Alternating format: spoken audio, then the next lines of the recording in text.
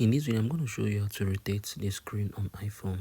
Ensure you subscribe to the channel and turn on the bell notification for lots of educational guides and contents like this. Now, this video is basically meant for educational purpose only.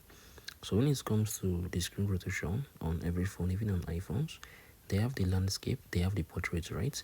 So the portrait is the one that is going to be straight like this, while the landscape is going to be, I think, like it will be on the rectangular form, right? So if you want to rotate the screen on your iPhone, just gradually swipe this down, right? Turn this off. Let me see if I go to my WhatsApp now. I'll just turn my phone, right? You can see it's currently on the landscape mode. If I do this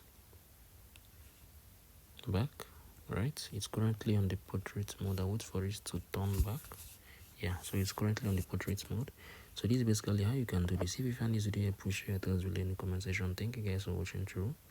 I'll see you on the very next video.